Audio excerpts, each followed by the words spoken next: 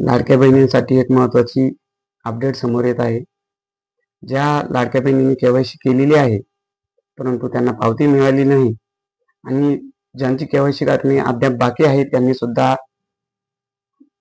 18 November 2025च्या अगोदर आपली KYC करणं अनिवार्य आहे. अन्यथा आपल्याला या समोर येणारे शासनाचे सर्व लाडक्या बहिणीचे हप्ते बंद होऊ शकतात. त्यामुळे आपली केवायसी 18 नोव्हेंबर 2025च्या अगोदर पूर्ण करायची. आता ज्यांची केवायसी पूर्ण झालेली आहे, परंतु आपल्याला पावती मिळालेली नाही, मग ती आपण मोबाईलवरती घरी केलेली असेल, कोणाकडून करून घेतली असेल, CSC सेंटरवरून करून घेतली असेल, वेगवेगळ्या माध्यमातून करून घेतली असेल, पण आपल्याला पावती मिळाली नाही.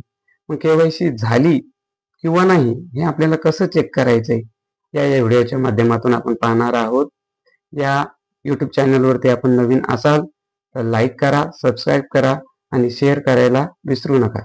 चला तर आपण मग बघूयात की लाडके बहिणीची केवायसी झाली किंवा नाही यासारख्या प्रश्नांची उत्तरं, किंवा झाली असेल तर पावती कुठे बघायची, नसेल झाली तर काय करायचं, या संपूर्ण व्हिडिओची माहिती आपण या व्हिडिओच्या माध्यमातून लाडक्या बहिणीची केवायसी झाली किंवा नाही हे आपण आपल्या मोबाईलच्या माध्यमातून आज चेक करणार आहोत.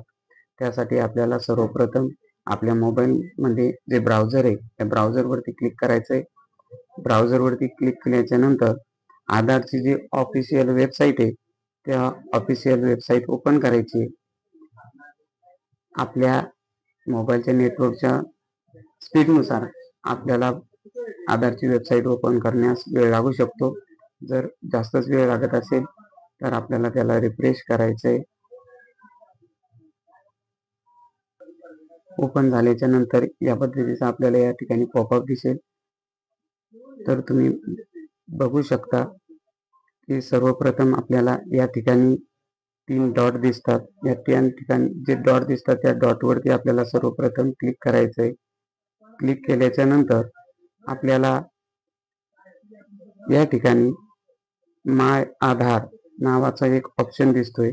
आपण या ठिकाणी लक्षात घेतलं की माय आधार आपल्याला या ठिकाणी दिसेल. या माय आधारवरती आपल्याला क्लिक करायचं आहे. क्लिक केल्याच्या नंतर आपल्याला update your Aadhaar, get Aadhaar, Aadhaar services या पॉईंट दिसतात. त्यामध्ये आपल्याला आधार सर्व्हिसेस या पॉईंटवरती क्लिक करायचं आहे. या पॉईंटवरती क्लिक केल्याच्या नंतर आपल्याला या पद्धतीने आपल्या मोबाईलची स्क्रीन दिसेल. आणि जर आपण या पद्धतीने खाली स्क्रोल केल्याच्या नंतर आपल्याला या ठिकाणी पुन्हा एक नवीन आधार लिंकिंग स्टेटस यासारखा पॉपअप दिसेल. आणि त्या ठिकाणी आपल्याला बँक लिंकिंग सीडिंग स्टेटस, आधार लिंकिंग स्टेटस या ठिकाणी क्लिक करायचे. या ठिकाणी क्लिक केल्याच्या नंतर आपल्या मोबाईल स्क्रीनवरती या पद्धतीने आपल्याला पॉपअप पुन्हा ओपन होईल. लॉग इन या बटनावरती क्लिक करायचे. लॉग इन या बटनावरती क्लिक झाल्याच्या नंतर आपण या ठिकाणी आलेलो आहे. या ठिकाणी आपल्याला ज्या लाभार्थ्याचा आपल्याला चेक करायचा आहे त्या लाभार्थ्याचा आपल्याला आधार नंबर टाकून घ्यायचा आहे. आधार नंबर न चुकता टाकून घ्यायचा आहे. मी या ठिकाणी आधार नंबर टाकून घेतो. या ठिकाणी आधार नंबर टाकलेला आहे. आपण आधार नंबर आपल्या आधार कार्डनुसार टाकून घ्यायचा आहे.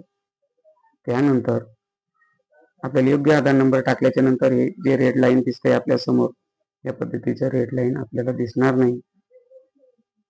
आधार नंबर या ठिकाणी व्यवस्थित टाकून घ्यायचा आहे. त्याबरोबर कॅप्चा न चुकता टाकून घ्यायचा आहे. जसा या ठिकाणी आपल्याला कॅप्चा लक्षात येतोय त्याच पद्धतीने आपल्याला कॅप्चा या ठिकाणी टाकून घ्यायचा आहे.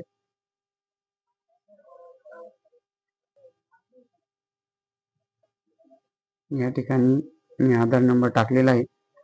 लॉग इन विथ OTP या पॉपअप वरती आपल्याला क्लिक करायचं आहे.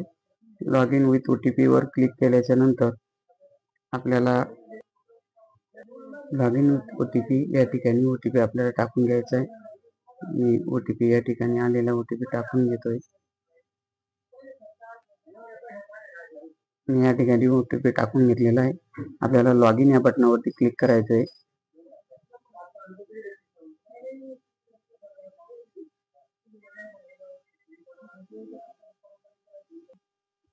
या पद्धतीने या ठिकाणी OTP टाकून घ्यायचा आहे. OTP टाकून घेतल्याच्या नंतर आपल्याला या पद्धतीने पुन्हा ओपन होईल. ओपन झाल्याच्या नंतर आपल्याला या ठिकाणी एक ऑथेंटिकेशन हिस्ट्री नावाचा ऑप्शन दिसेल. या ठिकाणी आपल्याला क्लिक करायचं आहे. या ठिकाणी क्लिक केल्याच्या नंतर साधारणतः आपण KYC केव्हा केली होती हे निवडायचं आहे आणि KYC करताना आपण बायोमेट्रिक केली होती. बायोमेट्रिक अँड OTP या ठिकाणी आपण क्लिक करायचं आहे. तर आपण लाडक्या बहिणीची ही KYC OTPच्या मार्फत केलेली आहे, त्यामुळे या ठिकाणी क्लिक करायचं आहे. आणि या ठिकाणी केल्याच्या नंतर आपण साधारणतः ती KYC केव्हा केली होती ती डेट या ठिकाणी निवडायची आहे.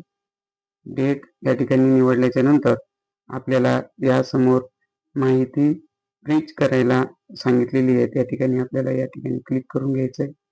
या ठिकाणी क्लिक केल्याच्या नंतर आपण बघू शकता की आधार आपण या तारखेमध्ये केव्हा आणि कुठे कुठे वापरलेले आहे. तर आपल्या एक लक्षात येईल, ज्या ठिकाणी आपल्याला DIT गव्हर्नमेंट ऑफ महाराष्ट्र ही ज्या ठिकाणी आपल्याला ओपन होईल त्या ठिकाणी समजायचे की आपल्या लाडकी बहिणीची KYC या ठिकाणी झालेली आहे.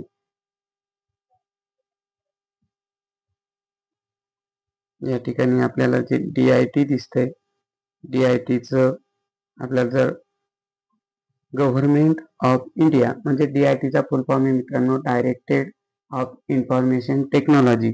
म्हणजे हीच ज्या लाडक्या बहिणींचं या ठिकाणी आधार OTPचं व्हेरिफिकेशन दाखवेल त्या ठिकाणी आपण असं समजायचं की आपली KYC यशस्वीरित्या सक्सेस झालेली आहे. आपल्याला या ठिकाणी एक सक्सेसचं स्टेटस सुद्धा दिसेल आणि आपण ती KYC केव्हा केली त्याचं तारीख सुद्धा आपल्याला या ठिकाणी बघायला भेटेल. म्हणजे आपली KYC ही यशस्वीरित्या पूर्ण झालेली आहे. हीच आपली पावती. या पद्धतीने आपण पावती बघू शकता. या व्यतिरिक्त कोणतीही पावती बघण्याचं कोणतंही साईट किंवा आपल्याला प्रिंट भेटणार नाही. हा एकमेव मार्ग लाडकी बहीण KYC पूर्ण झाली किंवा नाही हा पाहण्याचा आहे. मी आशा करतो की आपल्याला सर्व माहिती व्यवस्थित आणि उत्तमरित्या समजली असेल. अशाच माहितीसाठी YouTube चॅनलला लाईक करा आणि सबस्क्राईब करा. धन्यवाद.